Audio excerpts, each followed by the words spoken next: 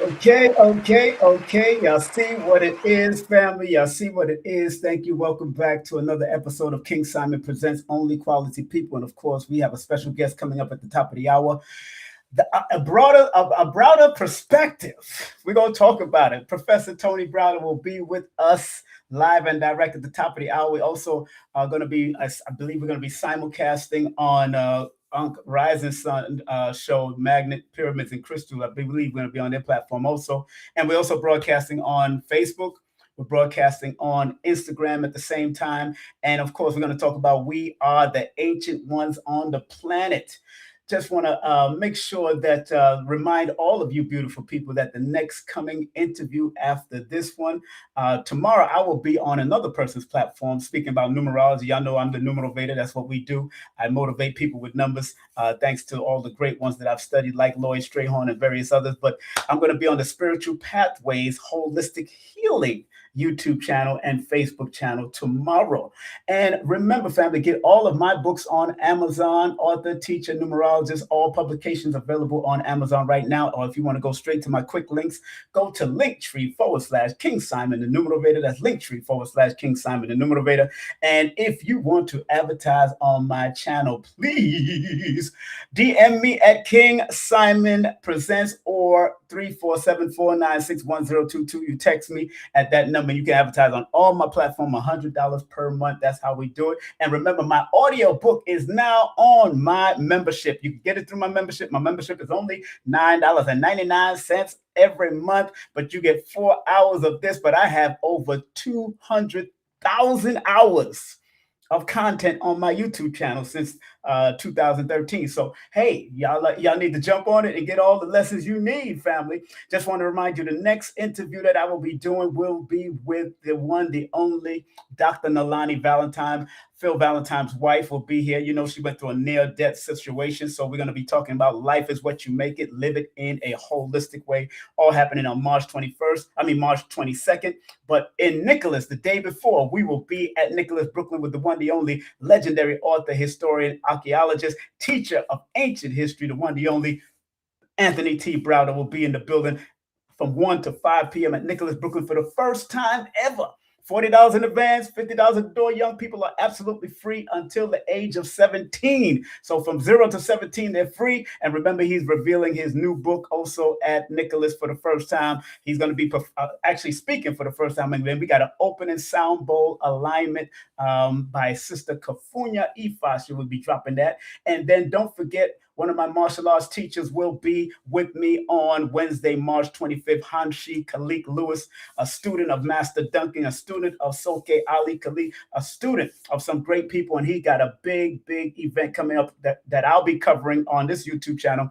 And it's called A Day with the Masters. A lot of the masters from Nathan Ingram will be there. Professor Bill will be there. Master Duncan's children will be there. A lot of great male and female will be in the building. And then on May the 1st and May the 2nd, Professor Bill is doing the 13th annual gathering of the Circle of Sanukas Masters from under Dr. Moses Powell and Professor V, of course, whom I trained in that dojo for many years since I was younger. So enough respect to them. And then we're going all the way to California to visit our sister doing her first annual Raw Life Defense Seminar. I'll be covering that also in Long Beach, California, over there at the Expo Art Center over there on Atlantic Avenue in Long Beach, California. So make sure you scan the QR code to get all the information. Everybody else, you might have to call those numbers right there or go to their website and go to my brother's number, call my brother's number or email him.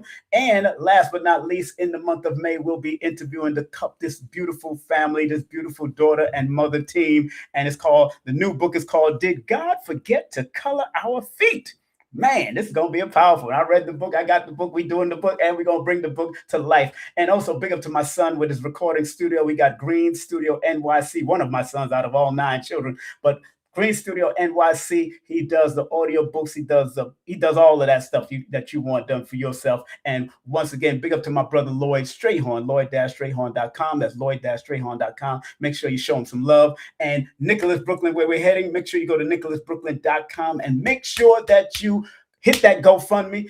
hit that GoFundMe, Nicholas Brooklyn, Nicholas Culture. This is for that GoFundMe for both of them, one in Manhattan and one in Brooklyn, and 10% off for all retail purchases. Or you can do a buy wholesale stuff from over there. And again, please join my membership anytime we doing things. So, man, without further ado, family, I definitely can't wait to bring on this brother here, because this brother has been a staple in our community and this consciousness for a long, long time. And I used to watch him at the UAM. I've seen him at a few places before for many years. The UAM at the Slave Theater, UAM at, when he went to the Elks Lounge. Anywhere that Alton Maddox went with it, I went, and we was there. The late great Alton Maddox, and I can't forget his great wife, Leola Maddox. Man, all the great people that I've been around. And without further ado, we're going to welcome on our platform for the first time on my platform, the one, the only Professor Anthony or Tony Browder in the building. Let me give him a round of applause before I bring him up. Let's give him a round of applause right here and now.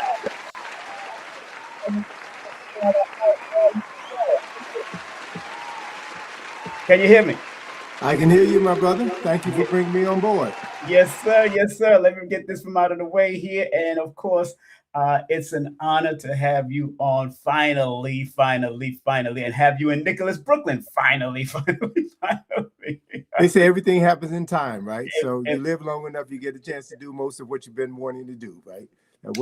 That is the truth. I totally get that. That's, and man, you've always been a beautiful spirit, man. I've always been listening to you, and I love how you teach, of course, because the way you're very calm in how you deliver, and and cool and collective. I'm from Chicago, brother. This is how we do it on the West Side. Now, I know Chicago. I've heard some histories and stories about Chicago. But I said the West Side. See, West Side is a different side. Right? Yeah, the different side. They smooth too. Even the pimps were smooth. They were smooth. I see you've been reading about Iceberg and those bad mama jammers. Yes, sir. Yes, sir. Iceberg was on the West Side. Yes, sir. See. So exactly. So I've been reading since I was young. I've read Iceberg Slim back. In fact, I was trying to interview one of his children to get him on my show. One of his children and one of Donald Goem's children. I was working on them. They kind of, one of them is into the mental facility stuff. Not they work in the mental facility. They help with the mental patients and all that. So I understand. So, brother, we got you coming in New York. Thanks to Jay. Big up to Linus Crown. Yes. Sister making our connection, and the Heritage International UNIA for also helping with us bringing you in, because it's been a long time. I got your number from years ago, but every time I try to email you, you be busy, you be traveling, you was doing a lot, So enough respect to you, and of course, congratulations to the grandchild from Atlantis. Big up to Atlantis. Oh man, I know that sister's a beautiful sister, man. Go ahead, talk about that. Well, look, man. For those who know me and know my story. Yes, it's a story that is similar to the stories of most people that we know. Yes. I was born and raised by a single parent. Yeah, me too. And my mom instilled in me the value of hard work, the value of getting an education. Right. And when I became a parent, and ultimately divorced my wife and got sole custody of my daughter, right, I was committed to be in her life, because growing up as in a single parent household, yes, I did not meet my biological father until 3 years ago. Whoa! Right? Until just recently, 3 years ago. So growing up without a father left a void in my life, right? Wow. And one of the things that has worked to my benefit is that I always tried to fill that void by identifying with male figures, male personalities who had the qualities that I wish I would have inherited from my dad. So when I saw John Henry Clark, I latched onto him. When I saw Asa Hilliard, I latched onto him. When I identified men who had the qualities that I aspired to achieve within my life, I latched onto those people and grafted those personalities, aspects of their personality, into my personality. Right. And so that's how I sort of crafted my life. And when I became a father, a single parent, right, I did not want my daughter to grow up not knowing her dad. Yeah. And so taking on that responsibility caused me to really grow up and be more serious about the choices that I made in my life, because now I'm responsible for another life. That's right. And one of the important things that I encountered on my journey was meeting Ivan Van Sertima in 1977, 3 years after I graduated from Howard University, and Right. learning from Van Sertima that ancient Egyptians were African. You know, that blew my mind because I had never learned that information in elementary school, high school, or college, even though I attended predominantly Black schools all of my life. And Right. that's when I began to realize that there was a void in my education, that I indeed had been miseducated. And so I assumed personal responsibility for re-educating myself. And as a consequence, as a result of becoming a single parent, I assumed personal responsibility for educating my daughter. So I took her to Egypt when she was 7 years old. Yes. And let me pause. I jumped into my conversation I with know. you a little bit too I quickly. know. I know. I want to take this moment to acknowledge my mom, Ann Yes. Browder. Today is her 91st birthday. I Yes. also want to acknowledge my cultural mother, Dr. Frances Cress Welsing. Today is also her 91st birthday. And I Yes. also want to acknowledge another powerful male role model in my life, Tom Burrell, who also is from Chicago. Tom Chicago. Burrell is the dean of Black advertising, created the largest Black-owned advertising agency in the world, wrote the Wow. book Brainwash, Challenging the Myth of Black Inferiority.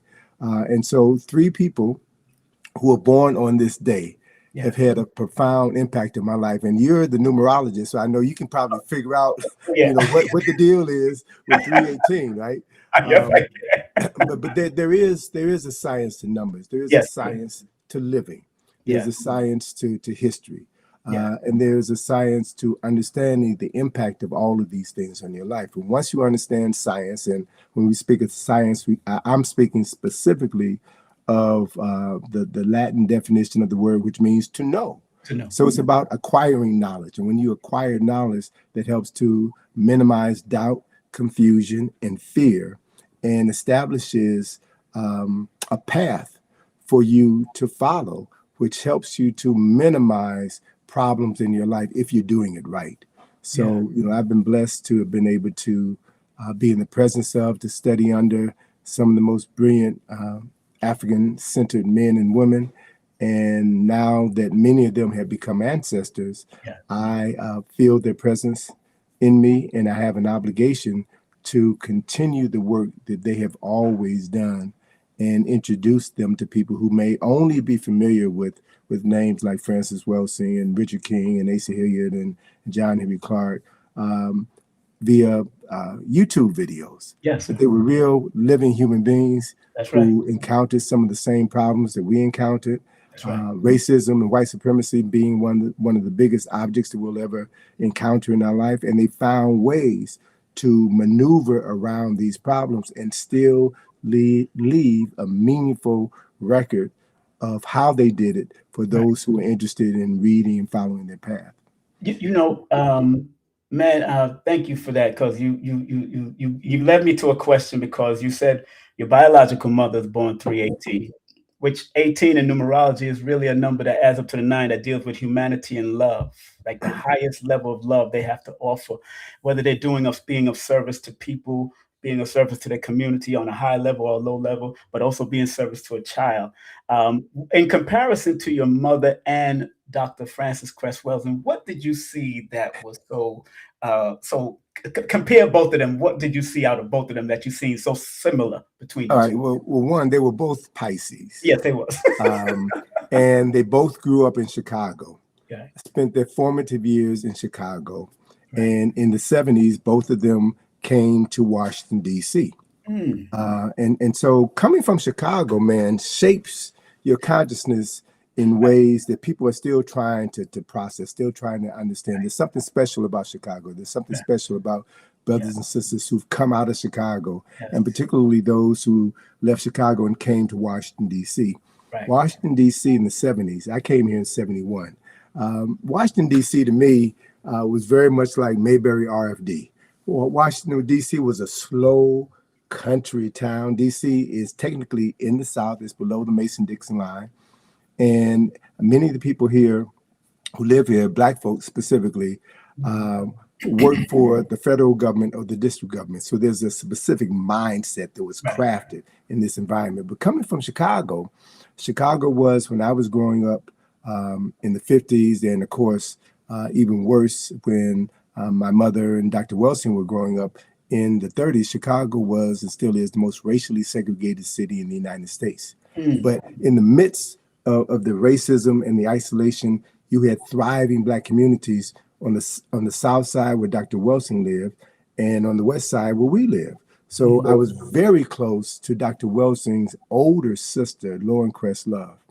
And Lauren would tell the story that one of their best friends was a descendant of Ida B. Wells. And she talked about the fact that her father was a physician, his father was a physician, and the mother was an educator, and that the father was dedicated to the Black community, and that even though he was a physician, he would oftentimes give his services away in order to serve his community. So there was a strong sense of Black pride. There was a strong sense of uplifting the race that that was instilled in us in Chicago. And so when they came to DC, they brought that spirit with them.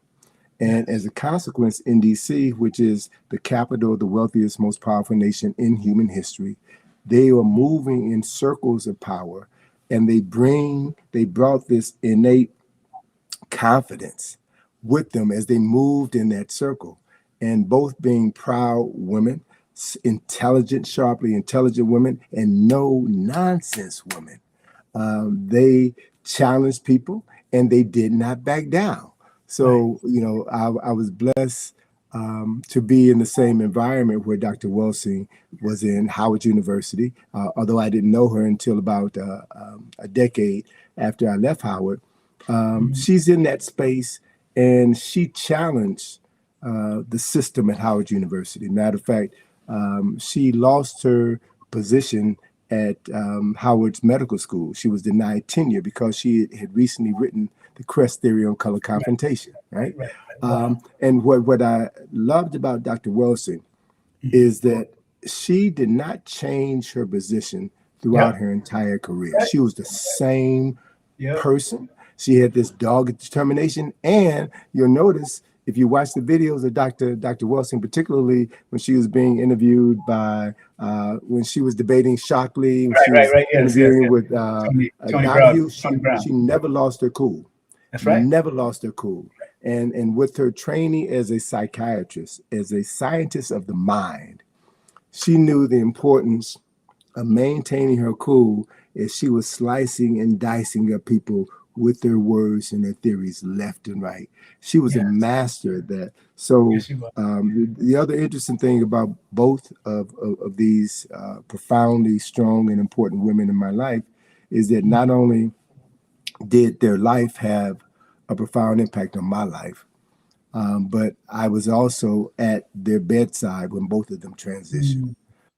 So to know them when they were strong and powerful, and to be with them when they take their last breath, helped me understand the importance of love, helped me understand the importance of helping someone you love transition to become an ancestor.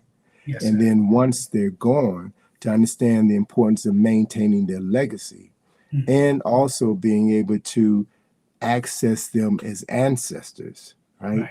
And be able to know that it is possible to tap into their spirit, their energy, and allow them to continue to nurture your development, while you're still alive. So that's part of that whole cycle of life, is part of understanding and being close to people who have nurtured your development, and realizing that there is no death, right? The most important aspect that we as human beings will ever possess is memory. And that everything exists within the mind. And once you free your mind, once you understand how the process of thought works, then you have power in your hands. Yes, sir. You know, Yes, sir. and so knowing that and understanding that and helping others understand that is probably one of the most important things that we could ever pass on to the people that we care about. You know, man, I had the chance a year before she passed on. I had the chance to see her again, speak at Greg Tate's place, the poet laureate of Harlem, his Hmm. place. And she signed my book again. I told her sign again, and then I gave her my book to my numerology book, my first ever numerology. And me and Lloyd Strayhorn was there. He gave his book to her too. So she had both of our books in the archives. And then the next year later, man, oh man, and it was a snowstorm, and the place was packed at this event that she came. Packed. When I say packed, standing room only. I was with my wife at the time, and I told her sit down, and I will stand up like men supposed to do. You know how we do. Like we was taught in a lot of these lectures to sit down, and when these women are here and children, put them to sit down, and we stand up and do security. That's what we did, and I made sure I stood post right next to her where she was speaking, Hmm. and making sure anytime the elders came in, even when you was in at UAM, I'm standing post with Mike Gray and all of them. I'm there. I'm just because I understand the importance of protecting the tree of wisdom from our elders at any cost. You know, that's why I don't understand this new wave of disrespecting elders and not adding on. And we're gonna get into a little bit of that too, because there's a lot of that going on nowadays that a lot of people, at least what we see, the perception that they're constantly trying to disrespect and disregard what the elders went through to get the information that they did, such as an Ivan Van Sertima, such as a Dr. Clark, such as, of course, Runoko Rashidi. Professor Runoko Rashidi told me personally he had to go in there with little cameras to take pictures in certain places. So, and it could be a life or death situation, even with Sheikh Antadia. Those who knew him, it was a life or death situation to bring that information outside of the pyramid or outside of what they studied as far as the esophagus of these things. And it reminded me of the Richard Pryor piece where he went into the pyramid. Yeah.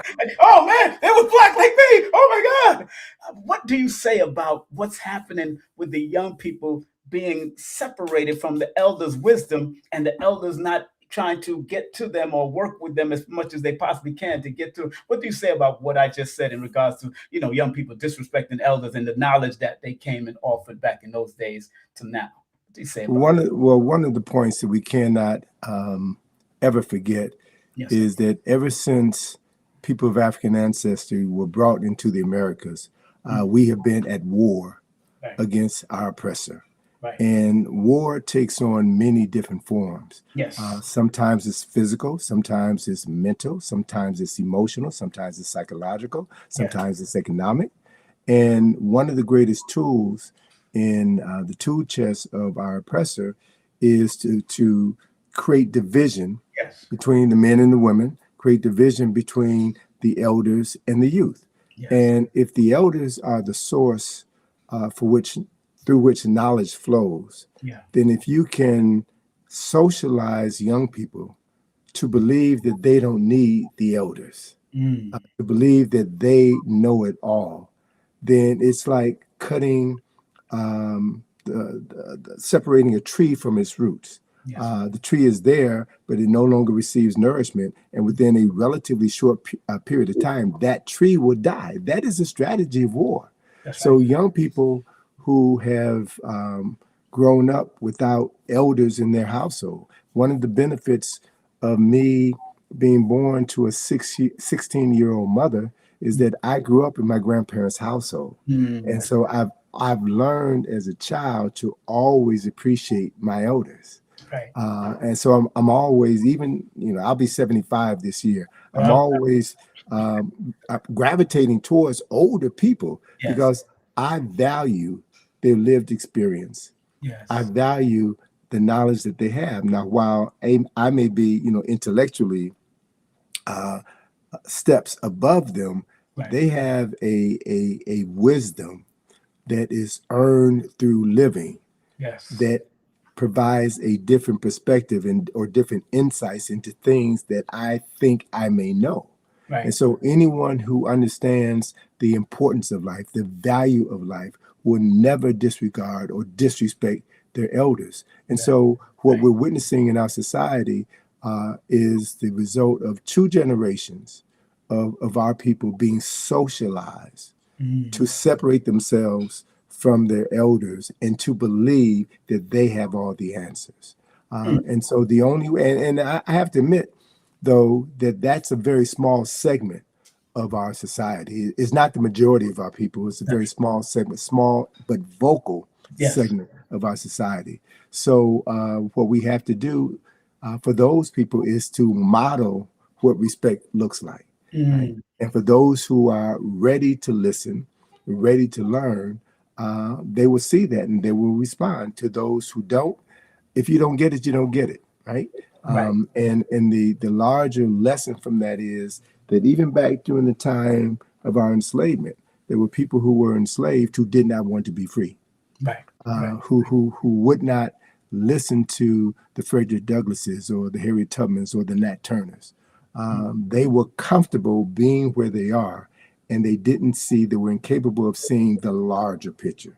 And the larger picture is always about the lives that extend outside of your life. If you're only focusing on yourself, you're going to be self-centered. You're not going to respect others who may be able to add value to your life. And those people, many of those people often learn through what's referred to as a school of hard knocks. And if you go to prisons, talk to people in prisons, you'll find that many of the people there went through the school of hard knock. And they would tell you that if they had the chance to do it all over again, they would do things profoundly differently. And that is so true. I commend you for being a single father, because my grandfather, my mother's father, he raised three girls by himself in Jamaica. And it wasn't the easiest part from 1930s during those times and all that kind of stuff. So anytime I hear a man, like you say, you had to raise your daughter, my grandfather raising three of them, he had to try to split them up between his sisters, but he was the primary caregiver. And I understood that, because he was raised with nothing but sisters. And I think that was very important to see that. And, going back to the elder thing and the youth, I appreciate what you're doing over there at the Thurgood Marshall Center, all the work that then the young people coming in, the elders coming in together. How can we continue to bridge the gap? Because TikTok, social media has become their library, so to speak. It has become their hieroglyphics or their meduneth. Really, it's become their parents. It's raised them. Yes. Right. Yes. Yes. And so here's the other thing that I want you to consider with regards to that question. Okay. TikTok, social media, Facebook, and all those platforms are seen via the internet. Yeah. The internet was developed in the 1970s for military use by DARPA. The internet was created for military computers to speak to each other. It was only technology to control people's behaviors that it was manipulated and fine-tuned in such a way that it was made available to civilian populations. So we're now hearing from doctors, psychologists, psychiatrists talk about the debilitating effects of spending too much time on social media. It's all been documented. And there are pediatricians who are saying that no child under the age of 12 should have a cell phone or should be spending unsupervised time on social media because of the negative impact that it has on the mental and social development of that child. So it's a known fact that these things are powerful tools in the right hands, but in young, unsupervised hands, they can arrest their development. And so I submit to you, my brother, that given the fact that we are living under conditions of war, social media is used, the internet is used as a weapon of war. And I recall an ad from the 1990s for the military. It said, the first battlefield in any war takes place in the mind. Exactly. Right. And I would add to that, the first casualty in any war is the truth. Yes. So what we have today, with much of the social media is half truths and outright lies that are constantly being shared across multiple platforms in order to move young, impressionable minds into a dark space, into a sunken space, if you will, where they have not developed the capacity to distinguish between the truth and a lie or half truth. And they spend much of their time believing in things that have no foundation in reality. And as a consequence, they may waste years or decades. Right. Decades. And so, what this does, again, if we're using a war concept to lay out this concept, what you're doing is you're taking potential soldiers off the battlefield. You're destroying them before they even have the opportunity to realize that they're in a war.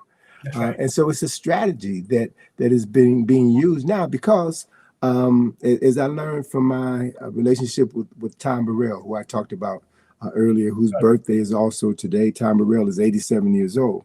Wow. The media is the most powerful form of mental manipulation, brainwashing, and propaganda ever created. You can, using the media, send messages into the subconscious mind of individuals and program them to believe certain things and to act in a certain way. So the beauty of being in the presence of social scientists such as Dr. Welsing or A.C. Hilliard or Amos Wilson or Richard King is that they studied the mind. Right. And while the internet was a new product during the time that they were in their heyday, they still laid out a clear path about the importance of knowing yourself and protecting what you are internalizing and accepting as your reality. And so the people who have created this technology, who are the masters of this technology, and give me another case in point, the video games. Many of the people who created these video games will tell you in interviews that they don't allow their children to play the video games because they know what the long-term effect of spending time with these products does to their precious children. They love their children enough to not allow them to internalize this energy that comes from wasting time or spending an inordinate amount of time with these devices. Now, I say all of that to say I'm a realist, and we live in a world where you can't avoid it. So it's about having the discipline. Having the discipline to know when you're spending too much time on the device.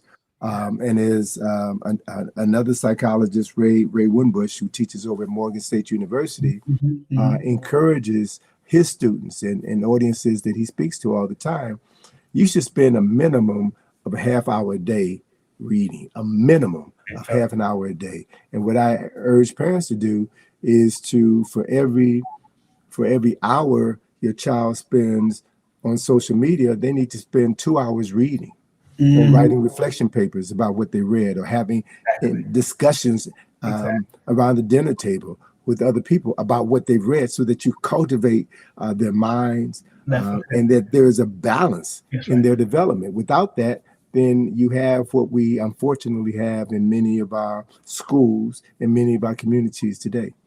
Family, those that are just tuning in, it is now 30 minutes after the hour. We have our dear brother Anthony, Professor Anthony T. Browder, an author, historian. I mean, archaeologist. I mean, he gets in on a world tour all over the place, but he does a lot of great work throughout the world. And I want to remind everybody, please make sure you go to his website, the IKG Cultural Resource Center.com or the IKG-info.com. You can go to those. You also have a Cash App y'all see up here. There's a Cash App y'all see. That's $KARAKH2. make sure that's Karak, right? Or Karak? That's how Yes, you it say it? is. Correct. Okay, Karak too. Make sure you support him through his Cash App because he's got a lot of work, especially when you're doing those digs in Kemet and all of that. And remember, he will be for the first time in Nicholas, Brooklyn, ever. For the first time in Nicholas, y'all want to be out there. Get your tickets right now. I got the ticket links pinned to the top of the chat if you want. Remember, young people are absolutely free all the way to the age of 17. Bring them in. And if they're 18, I might still let them in because, I got knowledge of self when I was 14 through the 5% Nation. So I always try to make sure I open the doors for young people. It's $40 in advance, $50 at the door. We're going to have vendors in there. We're going to have him. Of course, he has his own new book called The Browder Perspective, talking about his 50 years in this consciousness, doing this stuff. Now, before we go there, because I do want to talk about that, 50 years is nothing to sneeze at. I'm 59, so nothing to sneeze at when you talk about 50 years. The new wave is the promotion of indigenous America. Indigenous, this Western Hemisphere, the Indians, the FBA, the ADOS, the everything is going on. Everything is, and I understand acknowledging your lineage and heritage. I respect that. I've always respected. I'm born here. My parents are from Jamaica and Cuba. I was raised in this culture here. And I know a lot of people used to try to dog out and said America didn't have no culture, but that was not true. I never said that ever in my life because I grew up in it and understood mixing music and spinning music and doing what we were doing, the break dance and all the stuff that I did before I even went back to the reggae culture. What do you say about what they're trying to do now from all these organizations and the big Indian movement, and big up to Top Cat because I believe he's probably the only one that really travels and go and look for the research. What do you say about all these organizations? Real quick, we ain't gonna go deep into that, but what do you say about all these organizations doing what they're doing now, please? Well, I would say this: there's nothing new in the world except the history you do not know. And so we often find that ignorance or misinformation runs the world. Yes. We're witnessing that right now in this country with this current administration. Ignorance is running rampant. There are people who only have one perspective, one slice of the pie, and they ignore everything else. Yes. One of the things that I learned from my relationship with Ivan Van Sertima, who grew up in Guyana, yes, who lived the first 14 years of his life in the bush, right. And he is of African and indigenous ethnicity. And Van Sertima said something that I have lived my life by. He said that you should never talk about anything in public that you can't validate with at least 4 sources. At least 4 sources. So when I talk, when I write, I don't talk about what I think. I don't talk about what I believe. I only talk about what I know. Yes. And I talk about what I know based on sources that I've gained this knowledge from. And I always provide my sources. Right. I'm skeptical of anybody who pretends like they have it all or they know it all, and they never say where they gained their information from. The reality is nobody knows everything. Right. And that anyone who is true to the process of acquiring and passing on knowledge will let you know their sources so that you can check them out. Yes. People should not just take me at my word. I'm a human being. I make mistakes. But by citing my sources, people can verify what I'm talking about. And if I'm incorrect, right. then all I ask is that you give me the sources to prove that my statement is incorrect. And if that source is a valid source, then I will add that to my knowledge base. So here's the other beautiful thing, and this is why my current book is so important. Yes. My 50-year journey to enlightenment. Like most young people, you reach a point in life where there was a statement that I remember learning in elementary school. It says there was a time in my life when I cared what people thought about me. And then I reached a point in my life where I didn't care what people thought about me. Right. And now that I'm older, I realize people weren't really thinking about me at all. Exactly. So my point is, as a result of living long enough and having a drive that was instilled within me by my mother. Right. to travel, to read, to study, to learn how to have meaningful conversations Right. with people and how to grow from those conversations. I'm now at a point in my life where I now understand the things that I thought I knew. Right? Yes. Now to get that, I now understand the things that I thought I knew. So 40 years ago, I created the Egypt on the Potomac field trips of Washington, D.C. I've been. Yeah. 40 years ago. Yep. But I'm constantly revising that field trip because I'm getting new information that I didn't have Mhm. 39 years ago or 20 years ago. And as I get new information, I'm modifying that field trip. My perspective is changing. And Yes. so as human beings, we learn and we grow. Right. And our lives, if we live them correctly, should be a model of growth and development. Right. Anyone who doesn't change over life has not lived, right? Mhm. If you're still doing the same thing at 30 that you were doing at 20, or at Yeah. 50 that you were doing at 40, then you have not grown. Not grown. We are supposed to grow up. And Yes. as you grow up, you grow out of certain beliefs. Some beliefs become stronger and you grow deeper into them. But if I can paraphrase a line in the Bible, when I was a child, I thought like a child. But when I became a man, I put away childish Things. things. And so Exactly. a man is a Sanskrit word which means mind. Yep. As a mind grows and evolves, then it does not believe in the things that it used to believe in. It evolves. And, Mhm. and so, all I'm saying with regards to new organizations that are causing division, Right. um, where would they be 10 years from now? Most of Mhm. them will be gone. Most of them will be forgotten Right. because they're built on a foundation centered around Mhm. disinformation, Right. centered around tearing people apart, Right. as opposed to bringing people together and helping them build and grow. Right. And so, longevity Yeah. has a way of weeding out who's serious and who's Oof. not. Yes. Oh, it does, bro. And I had to defend some of the elders because a lot of them wasn't there. A lot of the young guys, and again, young guys and young girls that are jumping on this. And you remember Dr. Laila Africa saying a lot of us jump on things emotionally, very emotional with what Hmm. we would dive into in regards to history and all of that instead of going to get the facts but beyond shadow of a doubt. And one of these podcasts, and I'm not going to mention any name, but they know who they are, and I know they watch me. They said something in regards to that these elders were paid in these universities to do.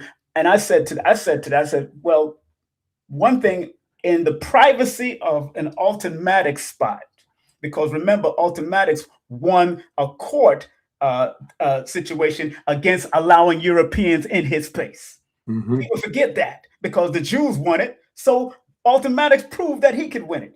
So in the privacy of his space, I remember one of the elders, I believe, I'm not sure if it was either Ivan Van Sertima or it was Amos Wilson, or one of them was saying in regards that they had to be like a spook who sat by the door Absolutely. to get the money from these people to go and do and get the digs and come back and teach what they had to teach. And I don't think they understand. And most of them probably never read the book or read the book. Because I knew Sam Greenleaf. I met him Hmm. over the phone. We talked. But I used to watch the movie constantly about this spook who sat by the door since I was young.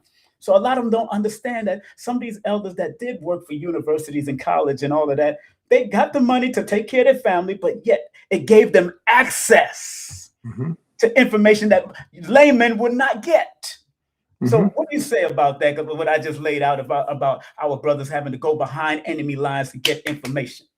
Sure. Well, actually, I was a freshman at University of Illinois Yes, when Sam Greenlee came in to speak about the yes, book, The Spook Who yeah, Sat by the Door. my brother. And people make sacrifices, Yes, and not everyone who makes a sacrifice is a sellout, right? that's right. Sometimes people do what they have to do. Circumstances force them to do what they have to do in order to feed their family. Right.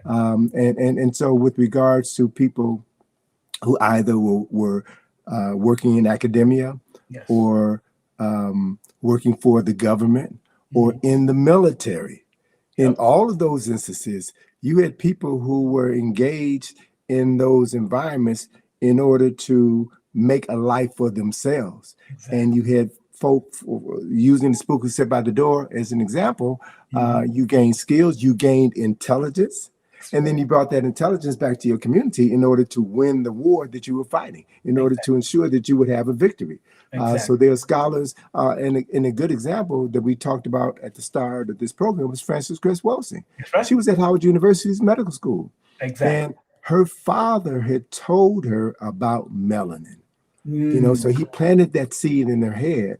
And when she graduated from the university, he paid her way to go to Germany, to travel Right. to Germany, so that she could study these people. What was it that allowed these people to be suckered into following Adolf Hitler? She wanted to understand the functioning of the mind, and she came back and she applied the same seriousness to examining how Black people have been suckered by institutions and environments here in the United States of America. And so she was fired from her job at Howard University Mhm. because the person who was over her was a gatekeeper. All Yes. right.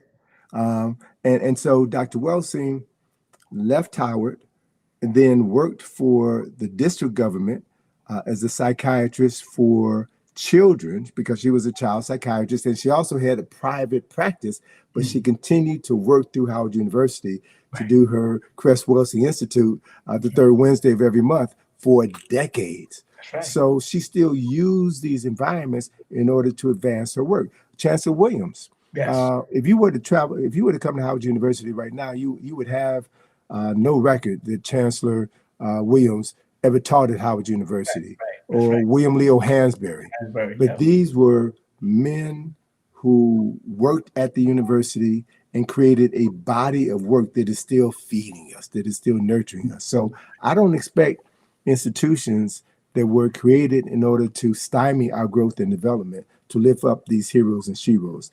That's not their job, Right. right? So it's important for us that we identify who is for us and who is against us.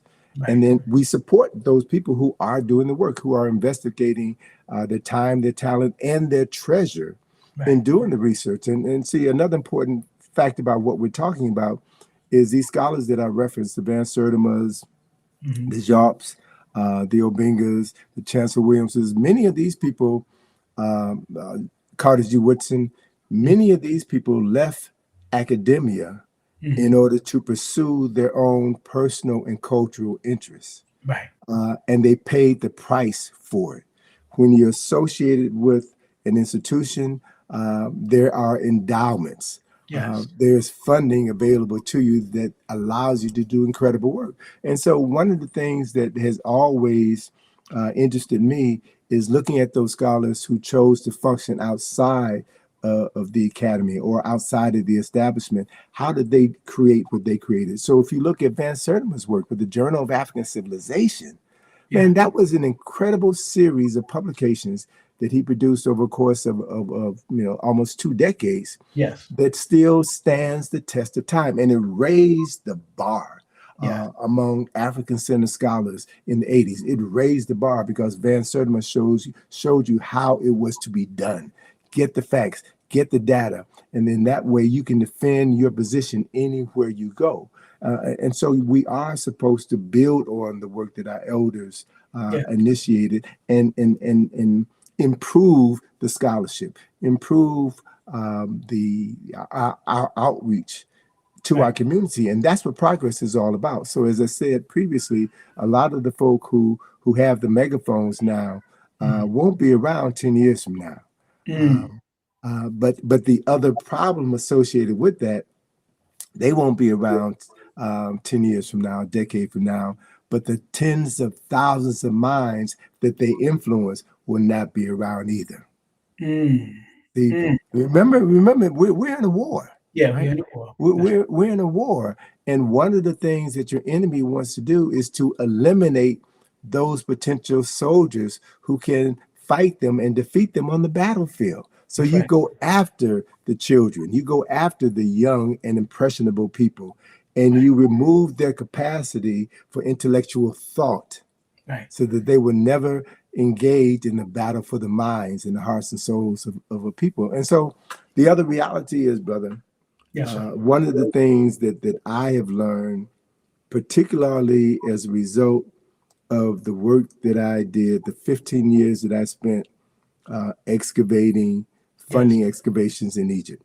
Yes. I have firsthand knowledge, firsthand experience about excavating, about being in a space that is 2,700 years old. Mm. Personal experiences, understanding the mindset of the men and women who conceived of creating these spaces, who Mm. designed them, who maintained them. That's a point of development that I couldn't read in a book.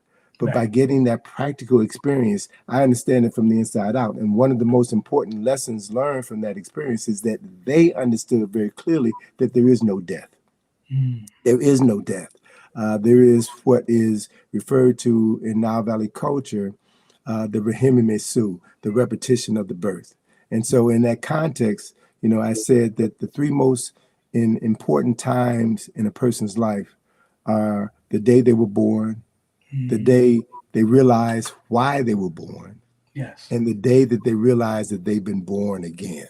Now, Mm. once you understand what most religions will never teach you, or most universities will never teach you, once you understand that the body is temporary, but the soul and the spirit are eternal, and the spirit comes back in a new soul in a new body with each incarnation, Right. and that the essence of Nile Valley civilization and African culture in general is this understanding that we are our ancestors. We Right. are the latest version of our ancestors. And residing within our bodies is not only the genes of all of our ancestors, but as Dr. Richard King said in 1989, when we hosted the third Melanin Conference, Richard King said something to me that kind of went over my head, Mm-hmm. but part of it was downloaded into my consciousness, and I never lost it. He said that scientists and geneticists and some psychiatrists understood that we inherit the genes from our ancestors, from our parents, but we also inherit their memories, right? Mm. And it was Dr. Patricia Newton, who also was a Yeah. psychiatrist, Yes.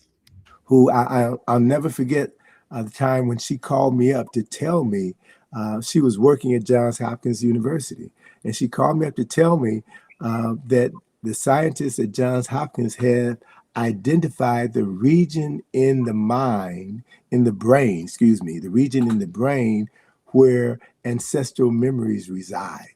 So Mm. this idea was no longer a theory, it was a proven reality. And Right. then once you begin to drill down into what this all means, it means that African people have the oldest DNA of any people on the planet, and that people from the continent of Africa, Homo sapiens sapiens, have been living on this planet for at least 300,000 years. So Right. Africa is where the very first human beings lived. Africa was the departing point for everybody who now inhabits the planet. So Africa is the birthplace, right, for all humanity on the planet. And that we carry within us we carry those genes, but we Mm. also carry some of those memories. And so there are certain activities that one could be involved in that will allow some of those memories to bubble up to the surface of your consciousness.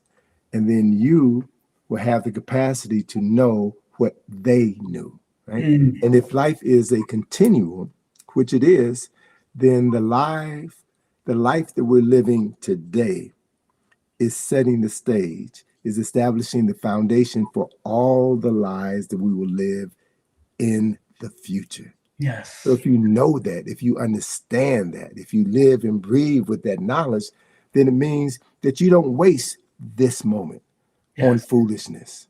And you're able to distinguish a lie from a half lie, from Yes. the truth and the whole truth. And once you are able to zero in on that energy, on that consciousness, then I can say, just speaking from a personal level, not theoretical, but speaking Right. from a personal level, Right. I've been able to tap into knowledge or memories that I'm not supposed to have. Yep. I'm not an Egyptologist. I'm not an archaeologist. I'm not a fundraiser. I'm not all of these things that I've been doing for 30, 40, 50 years. Right. So where does that knowledge come from? I didn't go to school to learn these things. Exactly. Where does that knowledge come from? Exactly. And once you begin to understand that we are, the phrase is multi-sensory beings. We have senses that exceed the 5 senses that we've been socialized to embrace within this particular environment. But we are multi-sensory beings. And once you learn to cultivate those higher senses, then it opens you up to deeper levels of understanding. And you can find, if you're attuned to this information, you can find people who presented this knowledge in a coded form for those who are ready to receive it. So in my latest book, Browder Perspective, I have a chapter on Earth, Wind, and Fire, and how an Earth, Wind, and Fire album, all in all, changed my consciousness. And I've been following Earth, Wind, and Fire since 1977, right? And so if you think about one of their biggest hits, That's the Way of the World. You think about the hook to the song that Maurice White wrote, That's the Way of the World.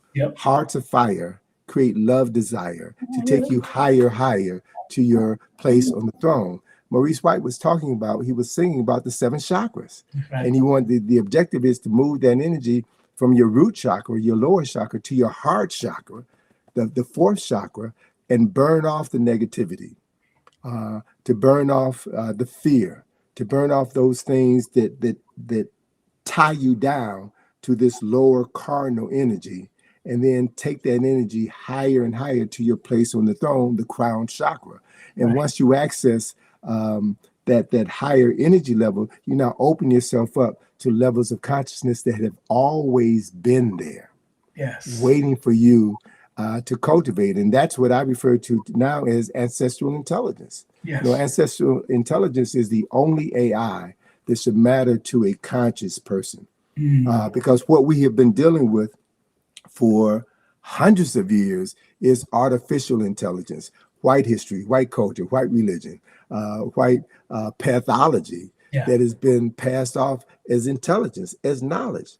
That knowledge will not enhance your quality of life as a spiritual being having a human experience. And so once you can differentiate between what is of value to you and what is garbage, then you make wiser choices. As Elijah Muhammad used to say, you place a clean glass of water next to a dirty glass of water, and you don't have to tell anybody which one to drink from. And if you choose to drink from that dirty glass of water, that's your choice. That's the consequences. Man, family, he's going to be in Nicholas, Brooklyn.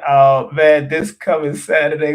That's the wrong flyer. The right flyer is right here. And he's going to have the new book, of course, The Browder Perspective. Man, his 50 years in this enlightenment, man, the thing that he's been doing most of his life. And one more question I want to, please, family, get your tickets. You can go to my link tree /King Simon, the New Motivator, and the ticket is right there on the top tier right there. You see, it says Professor Anthony Browder tickets, and also for the live stream, those who want to watch it on the live stream. If you can't make it in, you live across the pond, you live in Canada, live in the Caribbean, you live anywhere you live, all 196,940,000 square miles of the planet Earth, we got you. So, one more question, because it's like 55 minutes. I want to make sure. I didn't know if Unc is still there. Did you have any questions, Unc? I don't know. You had any questions? Oh, you good? Hold on. I can't hear you. What you said, brother? I'm good, man. You good? I'm good. I'll see y'all Saturday. I'll see y'all. I'll be there. I'm in Lab Zone now making stuff. All right, Saturday. All right. Make sure you make him something, bro. I'm making magnetic rings so he could clear our blood vessels, so we could live longer with good blood. Yes. All right now. So you're gonna have some of that. All that he does magnet that. All of that. This magnetic rings, because leading cause of death in America is heart disease, and it's grease in the bloodstream. Yes, sir. So this is to help the plumbing. I'll see you. Okay. We'll see you there, because Dr. Blair used to give me one of those magnetic things too back in the day. Yeah, that's what I'll have. All right. Hey, I like the way you handled this, Brother King. This was great. I'm going backstage. All right, in the lab. I got you. Hey. Yes, sir. We're broadcasting on. Oh, we lost you. Yeah, we're broadcasting on Unc's Magnet Pyramids and Crystals platform, also on Facebook. Also, we're broadcasting on IG. We're broadcasting on my Facebook, my YouTube channel also. So we got 4 or 5 different platforms we're broadcasting on right now. Just want to make sure everybody, again, get your tickets and don't forget to support their website. And one more question off your website. I really want to share something before we get off this line. And this is a brother that I met once, I think, at UAM and briefly. But what do you say? We just lost our brother, Charles Finch, man, Dr. Charles Finch, man, and what a great loss, because I tried to get him on the show, but I know he probably have gotten sicker, and I don't know what had happened, but I did get a contact for him. How do you feel, and what was his great contribution from your perspective of the great Charles Finch? Please, brother, share that. Well, I was blessed to have Charles Finch write the foreword to my book, Finding Karaka Men.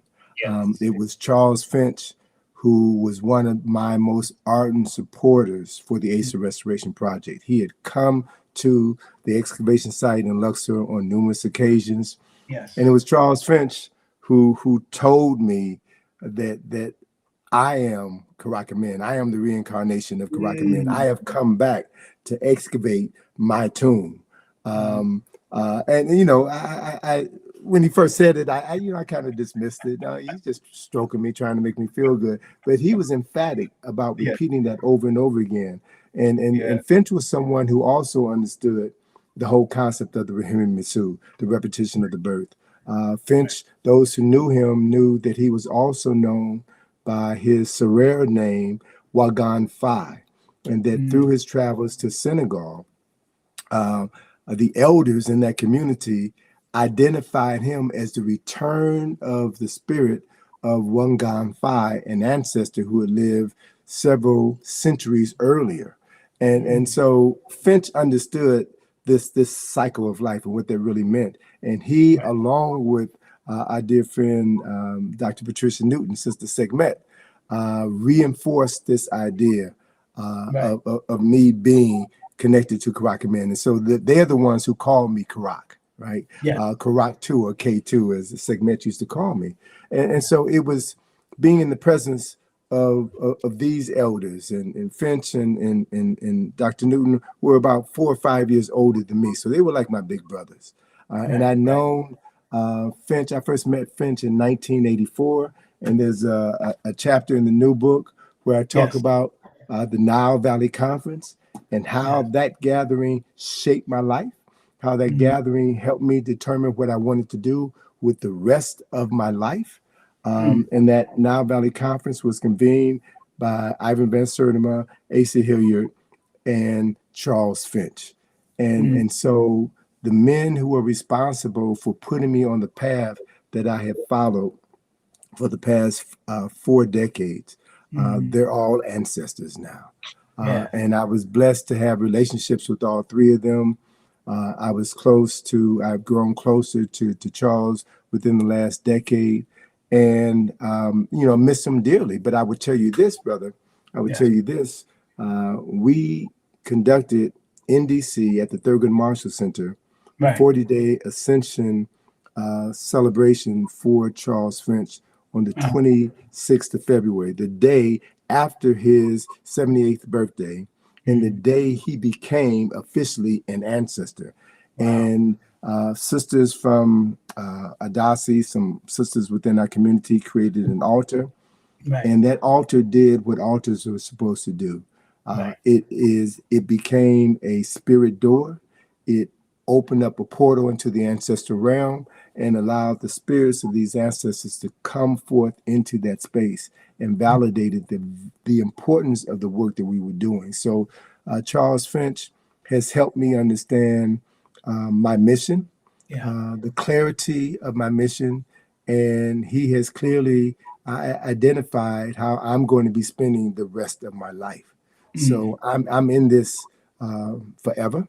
Yeah. And I know that the work that I have done in this lifetime is going to make it easier for me to do more work in the lifetimes to come. And it's my honor and obligation to do so. So this Saturday, I want folk to come out to Nicholas, Brooklyn. Yes. This Saturday, I'll have an opportunity to talk about information that's near and dear to my heart. Right. And in discussing these things, I don't just talk about what I think. I don't talk about what I believe. I talk about what I know, and I share my receipts so that you can also know what I know. You know, and you know, any last words to up and coming people that might want to be an author, historian, archaeologist, teacher of ancient history in any part of the landmass? What would be your any good words for the young people that, because I told you I'm going to introduce you to an archaeologist that have their bachelor's in it, and I you know, they're upcoming, especially the women, you know, and children, even children, because you know, when you produced that book with your daughter, I bought that book immediately, sir. I remember because it encouraged me to write. Those was one of the books that encouraged me to say, "Oh man, if the daughter can do it, I can do it too." You know, children can do it. I mean, we used to listen to read Dr. Seuss books and all this other madness, but you know, I'm thankful for a family that, you know, came from the Caribbean, gave me a little Garvey, gave me a little Bob Marley, gave me the music from Americas and all that, because we were listening to music of Americas right here, the whole the soul music and everything, even while I was going back and forth to Jamaica visiting my family, and in Cuba too. You know, that you find that you see all cultures intertwined. Like Celia Cruz, I met Celia Cruz and she said, Simone, she gave me a big old hug, Simone, and she looked like my grandmother. So I was like, yo, so when she passed on, I was like, man, I'm glad to have met her. I met Gil Scott Heron. I met some great people who gave me good advice. He said, young man, can you read? I said, yes, sir. He gave me 2 of his books, Vulture and another one, Gil Scott Heron. So, bro, what is it that you can give to the young people right now, in closing, what they should do if they want to pursue things that like you've been doing all your life too? Please. Simple, do the work. Nothing comes to anybody without hard work. And as Baba J. Carruthers used to say, the reward for hard work is more work. We're not here to play. We're not here to waste our time. We're here to do the work. And the quality of work that we do establishes a legacy that will lift up others who are behind us. And it paves the way for us to inherit a better quality of life when we return. Hard work is its own investment, man. Yes, sir. It's the only thing that really matters. Hard work. Y'all hear what our elder have said. You got to make sure you come on out, but let's make sure y'all go to his website too. I want to make sure I put it in the chat again. And man, I've been putting it in the chat all this time. I want to thank him. As a matter of fact, you was out of town when I went and did the Egypt on the Potomac field trip. Your daughter is the one that took us. And that's so when we seen each other at over there in Queens with James McIntosh, we gave each other a big hug. It was good to see her, man, because I was on the trip. And man, thank you. And I'm so glad that she is doing well. And I can't wait to see what your grandchild gonna do. That's what I can't wait. I'll still be here probably. So look, you know, this year I'm doing my last study tours to Egypt. I've been traveling to Egypt for 46 years. Wow. I've got 3 tours planned, one in June, one in July, and the last one in December. And when I'm done because there's other things that I need to be doing with my time, other books that I need to write. So my daughter is going to continue that work. My daughter's been in Egypt 20 times, right? So it's a family thing. My grandson is now growing up in this environment. So he's going to be the 3rd generation of Browder scholars and pay it forward. And that's going to be our contribution to uplifting the race. And I'm following the footsteps of my heroes and sheroes, beginning with my mom and Dr. Frances Cress Wilson. So, brother, it's been a pleasure. Thank you so much. And I'll see you Saturday. I know you got something big coming up tonight, so enjoy whatever you're doing this evening, man. Thank you so much for being that. I hope you don't be a stranger to my channel, sir. Please, we got to do it again. All right? All right. For sure. All right. Take care. Thank you. That's our brother Anthony T. Browder in the building, man. We want to show him love, man, and thank him for coming out. And I know he got other things he got to do, man. I would have had him at the nighttime, but it was all. Let me see, Unc, where you at? Let me see if I can bring up Unc real quick. Unc Rising Sun will be also there with all of the stuff. You got to take yourself off of mute. What's up? You on mute? All right. What's up, Unc? Was that good? Man, I like this format. And the family in Magnus Crystals of Pyramids also appreciated, your presence and the message. Thank you. Because we all family. We frequency family. That's right. And in the spirit of Ubuntu, you rocking, Brother King, rocking. Thank you. And those that are on his channel, on my Facebook, on Instagram, my link tree /King Simon the New Motivator is right there on the top link. As soon as you go to my link, and of course you get all my books and stuff. And the live stream is also within that Eventbrite. So thanks to Monique for putting that joint on. Big Kafunya, Sister Kafunya in the chat, Abundance Child, Mama Ella, everybody that came through the chat on both sides, everybody that came through. Thank y'all so much for being here. Uncle Rising Sun, thank you, sir, for allowing anytime you want to do this. Makes it easy over here. But that's true. And next month we're doing a fundraiser for Nicholas Brooklyn. So I definitely, that's going to be big on April the 18th. Professor Smalls is confirmed. Black Dot is confirmed. Blue Pill is confirmed. KT, the arts degree, you're confirmed. Kafunya is confirmed. All of us are going to be there. Now Ruby Sela is coming out of retirement to perform.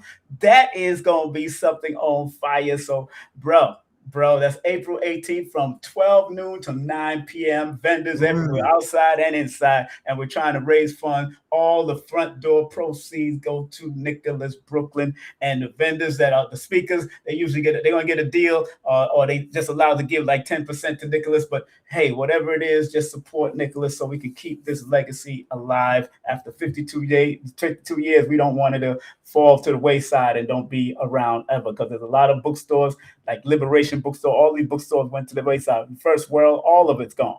Yeah, you was there doing First World and all of them, so you know what it is. So we're trying to keep the legacy alive with Nicholas and keep him on. But thank you so much. And tonight I'm having Brother G. That's right. Brother G at 8 p.m. He's going first time being on Magnus Crystals Pyramids. Family, he's a literary genius. He's a crazy author. He's a scientist, madman genius. I have his books. Yes, I do have his books. That's my brother. Is that a good description, Brother King? That's a good description. Matter of fact, he's supposed to be having some movies based on his books too. So big up to him. So make sure you talk to him about that. That should be interesting. And big up to his wife, Sister Shai. Shai. And she's a Sag. And she's a Sag. Yeah. I never got his birthday. When is his birthday? He's a Pisces. Oh Lord, that's an interesting combination. And that's tonight at 8. So I'll see y'all then. Yes, sir. So thank you very much. All right, peace, brother.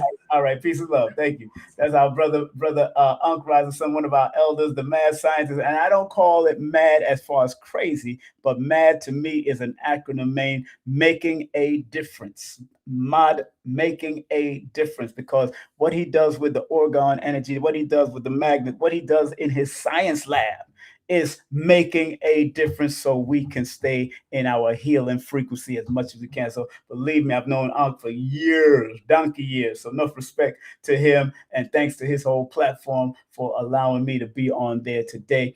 Family, woo, get your tickets. Go to Linktree. It's pinned on the top of the chat. I hope to see all of you there. If you have my books, bring it in and I will sign the books. Don't worry about it.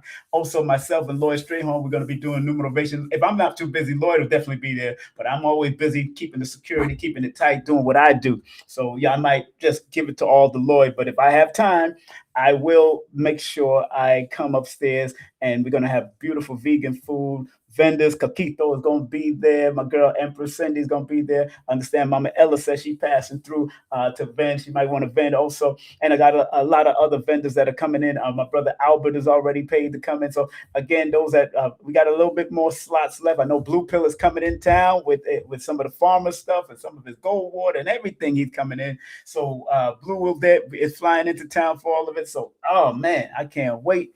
And again, April the 18th, we're doing a tribute to Nicholas Brooklyn. Matter of fact, let me put the GoFundMe. The GoFundMe is still in their chat. It's still on the website. So make sure you support Nicholas Brooklyn. The GoFundMe is still there. So let's not play around. Let's go ahead, spend that money. Money. Money, money, money, money. So make sure you spend that money with Nicholas, and let's keep this thing alive because we're working between two places. Nicholas Brooklyn and Nicholas Cultural. So it's not just Nicholas Brooklyn alone. Nicholas Cultural too is all a part. It's the arm and the leg, man, of that body. That's the arm and the leg of the body. Nicholas Cultural in Manhattan and Nicholas Brooklyn in Brooklyn. So make sure you support. It's in the chat right now, family. This is the GoFundMe. Don't stop. If you did it before and you did it again, hey, do it again. Throw some love. That's all. Circulate your funds. Circulate, because the more you circulate, the more it comes back to you 100 folds. And there's Mama Ella in the chat saying, yes, yeah, Lord. Hey, Mama Ella, you can do some consultation too if you want. If you're coming, if you're going to vend your CMOS or whatever, you can do some consultation near your table. It can put you in a nice space where you can do that. But we're going to be in there to win it. We're going to be in it to win it on Saturday, March the 21st. That's the equinox. That's the spring equinox coming in. So that's going to be beautiful for the spring equinox. And family, my next lesson coming up right here on YouTube. I want to thank brother Nuri Muhammad. I was listening to him today. Big up to everybody doing Ramadan Mubarak. I'm also participating in the fast. Nuri says something that caught me this morning because I was listening to one of his lectures this early in the morning when I got up around 4 or 5 o'clock in the morning. He says, if you're not at the table, you're on the table. Why not own your own table? So I'm going to break down the numerological meaning of the word table, because he said it 3 times. If you're not at the table, you're on the table as food, of course.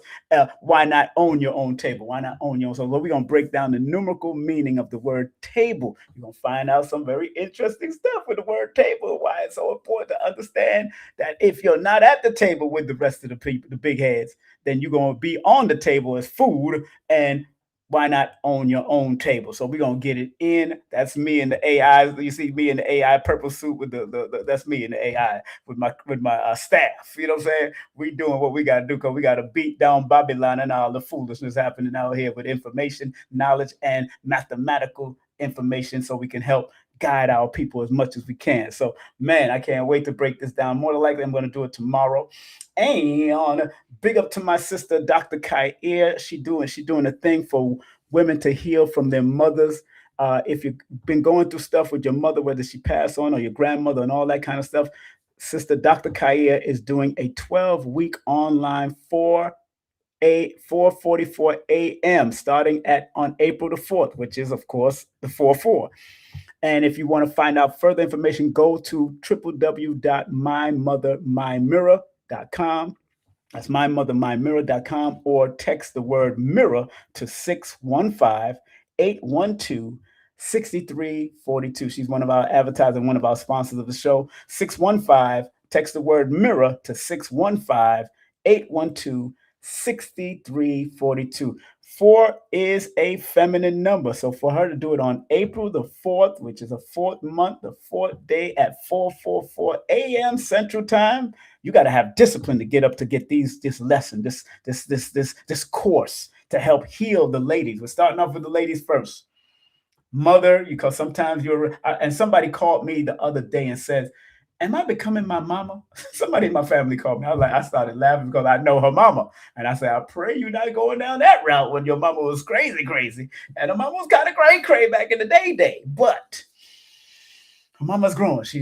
Mother's now married and doing her thing. But she's, she feeling that she going down that mother road the same with her mother wild ass back in the day. So big up to my relative. I'm not going to say her name, but it is what it is. All right. So family, make sure you support this. All the women, make sure you support, because sisters are healing from a lot of things that their mother or grandmother did to them. And my sister that Dr. Kair wants to help out with also. If you do want to book a numerovation consultation with me, the pre-recording consultation, which you're allowed 3 questions for the 10 minutes and 4 questions for the 15 minutes, but it's pre-recorded. You have to text me those questions. $136, or the live advisory session where you get to talk to me and ask me whatever question for 30 minutes. or 60 minutes, you can DM me at King Simon Presents on Instagram, or you can text me at 347-496-1022. But if you DM or text me, please text your full name, birthday, and an email so I'll be able to send you the recording. Whether it's the pre-recording or the live recording, I will send it to you after. All right. And family, if you want to advertise on my platform, this is my promotional services, promote your brand or product across the King Simon Network. That'll be on YouTube, Instagram, Threads, and Facebook. All you have to do is DM me there also at King Simon Presents, or text me at 347-496-1022. $100 per month. That's all it is. And you know I come up every week at least twice or three times a week. Y'all know what I do. I do it. That's what I do, because I do it till I'm satisfied. And if you want any of my books, get my books on Amazon right now. That's right, Amazon right now. You can get my books, or you can go to Linktree/King Simon the Numerator. That's Linktree/King Simon the Numerator. And remember, my audio book produced by myself, by myself and my son, Prince Imagine, at Green Studio NYC. If you want your audio book done also in a nice, beautiful binary code or healing code like he did in mine, please contact him at Green Studio NYC. And here's his number right here, 347-455-9056, or the voicemail. You can leave a voicemail at 929-456-3009. That's my son, Prince Imagine, from Green Studio NYC. Also, shout out to Lloyd Strayhorn, my brother, Lloyd-Strayhorn.com. He's advertising me. I advertise him. Even when he don't advertise me, I'm advertising him, because he's one of the elders that helped me along this astronumerology version and lifestyle that I'm in, that helps to pay my bills and take care of family situations and all that kind of stuff, and all that. So big up to Lloyd Strayhorn for teaching me how to turn it into a career alongside my other careers like promotion and production and all that kind of stuff that I've been doing for years. Take my class on Udemy. That's udemy.com, and put the word in holistic numerovation, or just put the word numerovation. I'm the only one on there teaching numerovation. That's my found. I found it, and I am the creator of it. So we do what we got to do to make that happen. Also, next interview coming up on after Anthony T. Browder in Nicholas, Brooklyn on the 21st. Make sure you get your ticket. And Sister Kafunya is doing the alignment sound bowl healing. The next interview after that will be Dr. Nalani. Those who don't know, she had a near-death situation. Matter of fact, she had died in Dr. Valentine's hands, and he had to resuscitate her. We're going to talk about that. And the topic is life is what you make it, live it in a holistic way. So I have her coming on at 8 p.m. on Sunday, March the 22nd, which happens to be Asir the Duke of Tears' birthday and the legendary Top Cat's birthday. That should be interesting. So that's an interesting day. Big up to Radiohead Rich. Hopefully he's watching. Radiohead Rich, go get the cigars from Radio. I have a pack right now. I already delved into one of them. And if you don't smoke, you can smudge the house with his ancestral cigars. Believe me, from out of Honduras. Make sure you email him for the cigars. I think it's a $30 donation, but he gives you a good pack of cigars, man, that you can use on and off.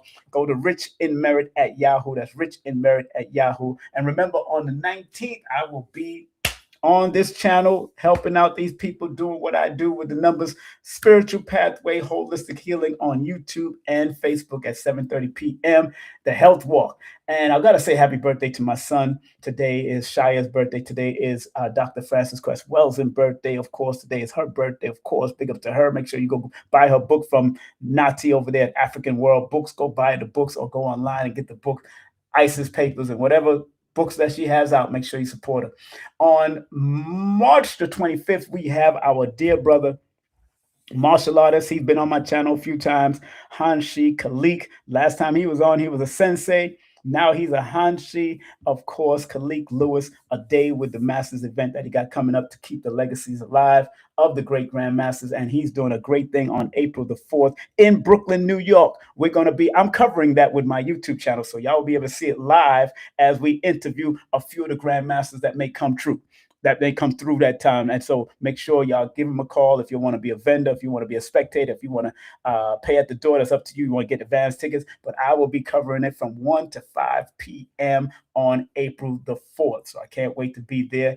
And if you're in Brooklyn again, we're going to be with Professor Bill, tribute to Dr. Moses Powell and Professor V, the annual gathering of the Circle of Sanukis. We're going to be there live. I'm going to be there, not on the 1st, I'll be there on the 2nd at there. So make sure you call the number right there, 718-210-3190, or go to the website and support. And last but not least, in the month of June, we will be in Long Beach, California. That's Long Beach, California. I believe that's where Snoop Dogg is from. Long Beach, California. So make sure I will be there with the one, the only Raw Life Defense, Professor Zaharia. Boom. We're going to be there live and direct on June the 27th. So if y'all going to be there and y'all want to see me, I will be there with my table and be there covering it. I more than likely will be selling stuff over there also. So, man, I'm so glad we had this time together. Just to have a laugh and sing some songs. I'm in the building. I'm in the building, family. Again, family, big up to Nicholas, Brooklyn. Big up to everybody that I shouted out. And join my membership, join my membership, join my membership, join my membership. Because in my membership, this what happened. You get to see all my stuff. I got over 200,000 hours of video because I have over 2,000 videos. Man, I had to check it out. I was like, what the heck? I had to look it up. I said, wait a minute. I said, I got over 2,700 videos, and at least an hour, 2 hours, some 4 hours, depending on what, but at least. So I'm like, wait a minute, since November 2013, I've been on YouTube. I'm like, whoa, wait a minute. And I was on and off for a while until I started getting consistent. And that's what it's all about, being consistent and keep on moving with what you love to do. I can help you with the numbers and at least find out what are some of the things you need to pinpoint. But it's at the end of the day, if you're not consistent, if you're not persistent, if you are not doing what you love to do, what are you doing? So like Dr. Blair used to say, there is no truth until you decide what truth is, and what is the truth within you is so important. What truth do you have? Dr. Frances Cress Welsing knew what she was doing. That's why she was able to debate people and tear them down and articulate what she was teaching about genocide and Black power and all that kind of stuff, that she was showing the importance of understanding melanin and how to use it, which Dr. Sebi called carbon. So everybody that you see, whether it's the Queen of Food, Dr. Sebi, Dr. Africa, Dr. Frances Cress Welsing, whose birthday is today. Pick up the Queen of Tifa, all of that. Today is her birthday also. Yesterday was Riza Islam, Abundance Child, Millie, Paris Williams, everybody. They're doing what they love to do. And they're turning what they love to do into something powerful so they can serve the greater good of community, like I am doing with King Simon Presents through my numerovation and numerology. Also, big up to Denise Muhammad. She's doing things where to help you out. She loves to help people out, to credit repair, ID theft, legal protection, budgeting, all of that. She can help you out. She's very meticulous about what she does, so she's going to make sure you are in alignment. And family, if you do want to book a session with me, I still have the 30-minute sessions discount going on until March the 20th. Okay, from February the 19th to March the 20th, I've been doing it. So please, if you want to get that discount, if you don't want these prices here for the 30 minutes, then you want to go get these prices for the 30 minutes right now before on March the 20th. It's going to be over on March the 20th. And remember, we're going to be in Nicholas, Brooklyn on March the 21st. So don't try to do it over there. All right. So family, have a great day, afternoon, or evening. Be safe, be great, be wonderful. Remember what Dr. B says from elevationtime.com. I forgive myself, my family, and others for imperfection, and I am thankful for my life. And remember what the late, great Dr. Blair say from the metacenterchicago.com or the metacenter2.com. Please, Universal Creator, know in my heart that I love you. Please protect me and this planet on which I live now. Please open up my mind, my spirit, and my soul to receive only truth and your love now. Thank you, Dr. Blair. Thank you, Dr. B, who is still with us. Thank you to Anthony T. Browder, who was on earlier. Rewind this because we went in, we talked about things in 1 hour. We did a lot. All right. So, family, be safe, be great, and remember, celebrate the greatness of Dr. Frances Quest Weldon, who I had the opportunity of meeting and signing my book, signing her book, giving her a book, all of that. So, one love to that essence of that beautiful ancestor. One love to the essence of Anthony Browder's mother, who's born the same day. That ancestor, too. Enough respect to her. And happy birthday to my son, Shia, my second son. Today is his born day. I believe he's 34 years of age right now. So beautiful, beautiful, beautiful. So take care. One love, one aim, one destiny. And remember, I love you because I love me. Take care. Peace out.